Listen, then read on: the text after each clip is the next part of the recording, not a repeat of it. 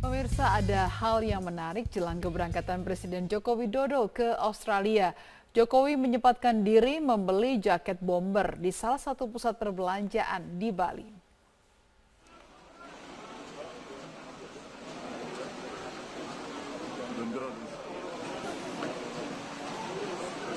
Pada Jumat malam, ditemani putranya Kaisang, Jokowi masuk ke salah satu toko pakaian di kawasan Legian, Bali.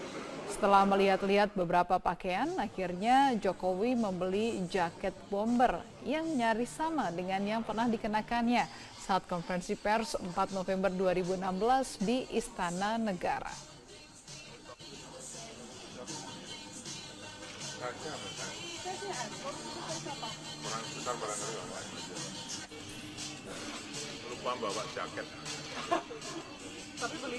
Dan saat ditanya wartawan, Presiden mengaku lupa membawa jaket kegemarannya itu sehingga terpaksa membelinya lagi.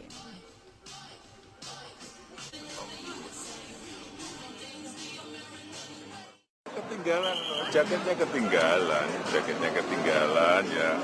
Nyarinya kan juga persis sama yang sudah kita punya. Ya udah. Pak, kenapa Pak kok nggak pengen ganti model Pak? Hah? Kenapa kok nggak pengen ganti model? Enggak, udah seneng. Pak, berarti kali ini berarti hak milik Bapak ya, karena yang sebelumnya kan punya Mas Kaisang masalah jaketnya. Jalan. Ya punya Kaisang tapi udah saya pakai terus sih.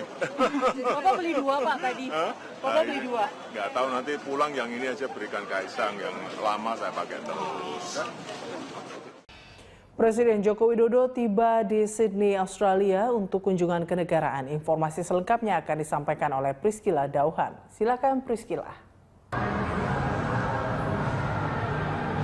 Terima kasih Eliza. Pemirsa, Presiden Joko Widodo tiba di Sydney, Australia untuk kunjungan kenegaraan. Sejumlah pertemuan penting akan digelar Jokowi bersama dengan Perdana Menteri Australia Malcolm Turnbull. Presiden dan Ibu Iriana disambut Duta Besar Republik Indonesia untuk Australia, Najib Ribhab Kusuma, dan Kepala Protokol Negara Australia, Jared Martin, di depan pintu pesawat. Kegiatan Jokowi di Australia diawali dengan menerima kunjungan kehormatan Premier of New South Wales, Gladys Berejiklian, dan pertemuan bisnis dengan pengusaha Australia.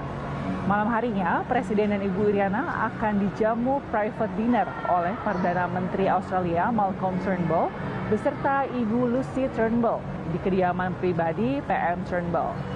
Peningkatan hubungan sebagai negara bertetangga menjadi agenda utama Presiden Jokowi dalam kunjungan kenegaraannya ke Australia pada tanggal 25 hingga 26 Februari 2017.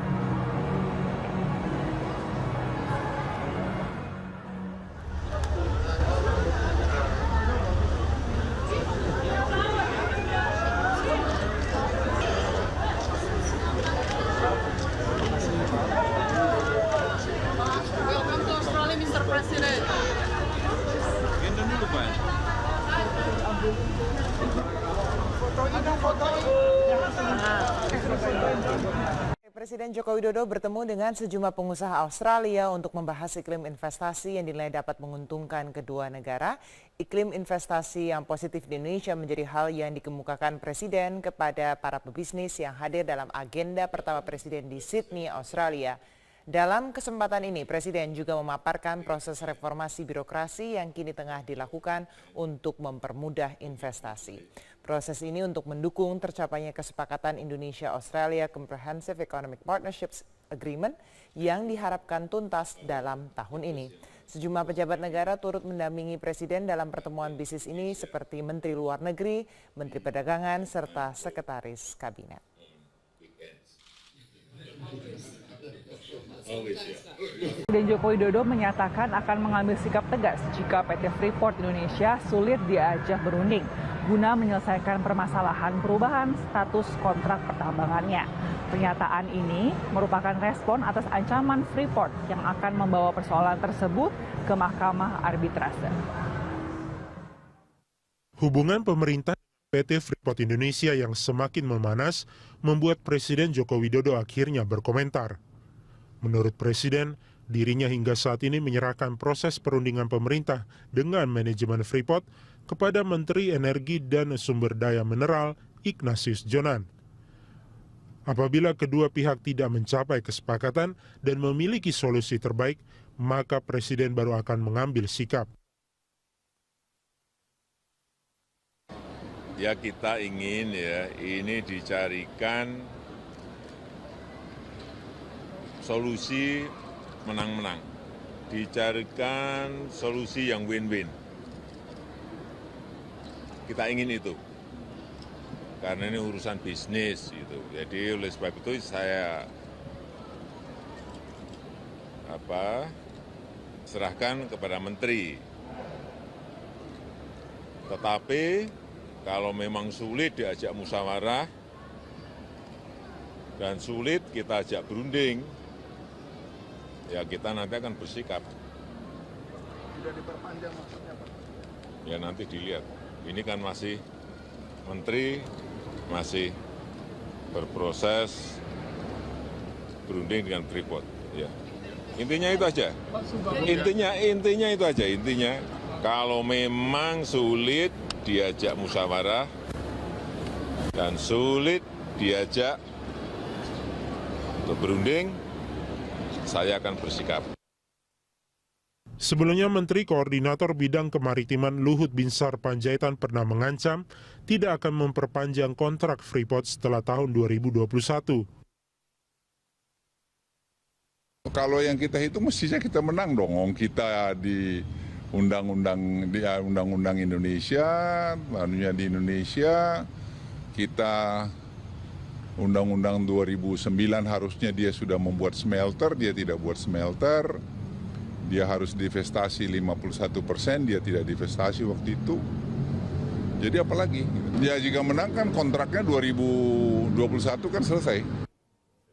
Seperti diketahui, Presiden dan CEO Freeport McMoran Inc., Richard C. Adkerson menilai pemerintah Indonesia telah membuat keputusan sepihak.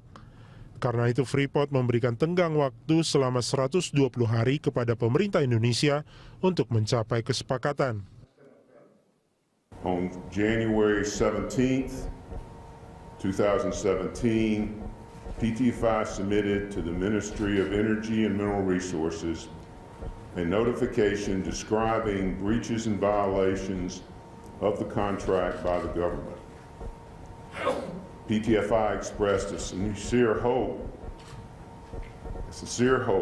that this impeding dispute with the government can be resolved between the parties, but PT-FI reserved all of its rights pursuant to the contract against the government, including the right to commence arbitration to enforce all provisions of the contract and to seek applicable damages.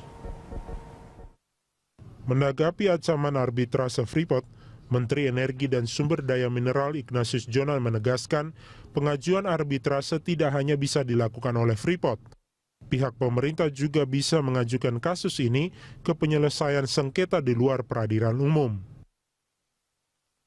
Sementara itu berdasarkan surat dari Freeport McMoran kepada Menteri SDM pada 21 Februari, Adkerson menyebut bahwa pihak Freeport masih percaya pihaknya akan mencapai kesepakatan dengan pemerintah meski dalam beberapa isu penting kedua belah pihak belum mencapai solusi. Adkerson menambahkan bahwa pemerintah dan Freeport mempunyai tujuan yang sama, yaitu untuk meningkatkan pertumbuhan ekonomi dan dapat memberikan kesempatan pekerjaan bagi ribuan masyarakat Indonesia. Presiden Joko Widodo juga menghadiri rapat koordinasi nasional Badan Koordinasi Penanaman Modal serta Dinas Penanaman Modal dan Pelayanan Terpadu Satu Pintu tahun 2017 di Nusa Dua Convention Center, Bali. Dalam sambutannya, Jokowi mengatakan pertumbuhan ekonomi nasional Indonesia pada tahun 2016 mencapai angka 5,02% dan tingkat inflasi di angka 3,02%. Menurutnya, modal yang baik untuk menarik minat investor. Presiden Jokowi mengajak semua pihak untuk selalu optimistis terhadap kondisi perekonomian di Indonesia. Pemerintah terus berupaya meningkatkan minat investasi di Indonesia melalui berbagai cara, di antaranya pembangunan infrastruktur dan penghapusan regulasi yang menghambat tumbuhnya investasi.